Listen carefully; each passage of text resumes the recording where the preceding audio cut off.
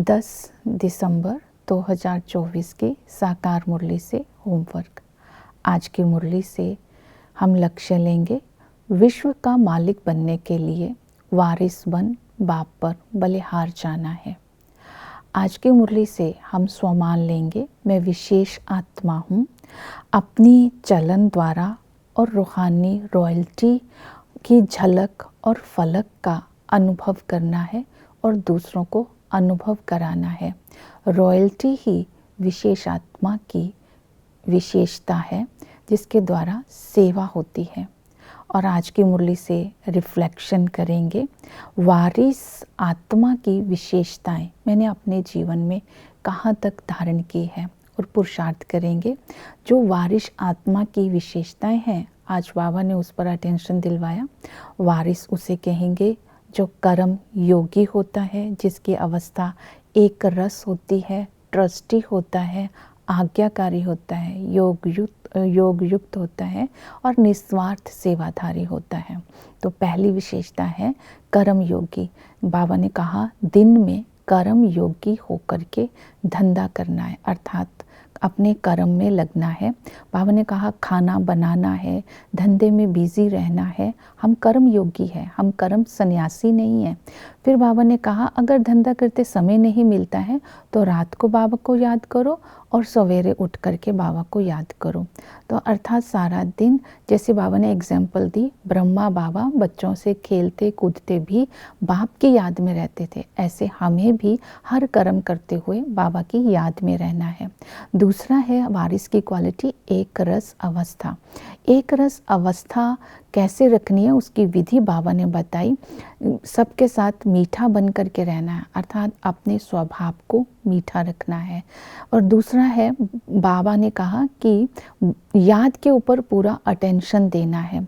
तीसरा है रात को सोने से पहले आधा घंटा बाप की याद में रहना है। जब हम रात को आधा घंटा सोने से पहले याद में रहने का एक नियम बना लेंगे तो दूसरे दिन सारा दिन ये नशा चढ़ा रहेगा। हमारी अवस्था एक रस रहेगी, बुद्धि की लाइन क्लियर रहेगी, आत्मा रिफ्रेश रहेगी। इसीलिए ये याद का नियम पक्का करना है। फिर जब एक रस अवस्था हो जाएगी तो बाबा ने कहा कि झरमुई झगमुई की बातें नहीं करनी है। ये संस्कार हमारी एक रस अवस्था नहीं बनने देगा। तो बाबा ने ज्ञान डांस करने के लिए आज कहा है कि ज्ञान डांस करते रहना है और दूसरों को सुख देना है। ये एक रस अवस्था बनने की विधियां बताई। ट्रस्टी रहने के लिए बाबा ने कहा ट्रस्टी होकर के सब कुछ संभालना है, तुम ट्रस्टी होकर के रहो। ट्रस्टी होकर सब कुछ संभालने का अर्थ है जो बाबा की श्रीमत परमाण सब कुछ यूज़ करता है। सब कुछ बाप को देने का अर्थ ही यही है, श्रीमत परमाण चलना। बाबा कहते हैं जो किच्चड़ पट्टी है उसके साथ ममत्व को निकाल दो। बाबा कुछ लेता नहीं है, ये युक्ति है कि जिससे हम ट्रस्टी बन जाते हैं, डिटैच हो जाते हैं। तो इसलिए बाबा ने कहा अगर आपके पास धन है तो सेंसिबल बन करके उस धन का लिटरेचर के लिए यूज़ करो।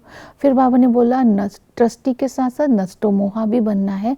मोह बहुत बड़ा कड़ी बीमारी है, कड़ा विकार है। नष्टो मोहा जो बनना है, क्योंकि बाबा ने उसकी सावधानी दी क्योंकि मोह बंदर मिसल बना देता है। लेकिन बाबा हमें भविष्य की स्मृति दिलाते हुए कहते हैं कि मैं तुम्हें बंदर से मंदिर लायक बनाने के लिए आया हूँ, इसलिए किसी के साथ मोह नहीं रखना है। इसके साथ बाबा ने फिर याद के लिए बताया कि बाप को और स्वदर्शन चक्र को याद करते रहो। स्वदर्शन चक्र को याद करने के लिए बाबा ने कहा कि आदि में महाराजा महारानी होते थे, लक्ष्मी नारायण होते थे, उनका बच्चा ही राजगद्दी पर बैठता था, वहाँ सब पवित्र होते थे।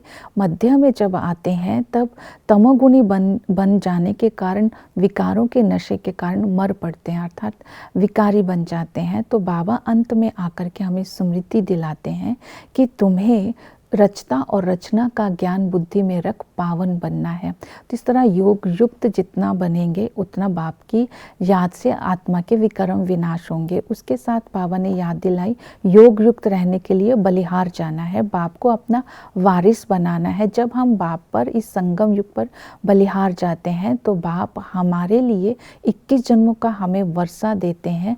बलिहार जाने वाले और सर्विस करने वाले बाबा के भंडारे से पलते हैं। और इस समय दूसरी विधि बताई, और संग तोड़ एक संग जोड़ना है। बाप भी है, टीचर भी है, सतगुरु भी है। बाप 21 जन्मों के लिए राज्य भाग्य देते हैं। टीचर हमें त्रिमूर्ति, त्रिकालदर्शी, त्रिनेत्री बन करके पढ़ाई पढ़ाते हैं। इस पढ़ाई को जब हम बुद्धि में रखते हैं तब भविष्य का राज्य भाग्य ले सकते हैं। इस पढ़ाई को जब जीवन में धारण करते हैं, इसी के लिए गायन है कि गोप गोपियों का ज्ञान डांस। और इस पढ़ाई में हमें वर्ल्ड की हिस्ट्री ज्योग्राफी भी बाबा समझाते हैं और सतगुरु आकर के हमें वापस ले जाते हैं, हमें मुक्ति, जीवन मुक्ति का वर्षा देते हैं, डायरेक्शन देते हैं। जो आत्माएं बाबा की सतगुरु की डायरेक्शन पर चलते हैं वो भविष्य में ऊंच पद पाते हैं, जो नहीं चलते हैं वो ब्रह्मांड की मालिक बनती हैं। तो इस समय बाबा ने बोला है कि तुम्हें आज्ञाकारी बन करके रहना है। आज्ञाकारी बनने के लिए बोला, घर में अच्छे अच्छे गीतों के रिकॉर्ड रखने हैं जो हमें रिफ्रेश करते हैं। और बाबा ने कहा एक दूसरे को आत्मा भाई भाई की दृष्टि से देखना है, गंदी दृष्टि नहीं रखनी है जिससे क्रिमिनल असल्ट हो जाती है। अर्थात पवित्रता की धारणा करनी है और स्वराज्य अधिकारी बन करके रहना है। ड्रामा की नॉलेज को बुद्धि में रखकर अपनी स्थिति को अचल अडोल बनाना है। नेक्स्ट है निस्वार्थ सेवाधारी बन करके रहना है। बाबा ने कहा जितना निस्वार्थ होकर के बाबा की याद से सेवा करेंगे, याद से आत्मा एवर हेल्दी बनेंगे।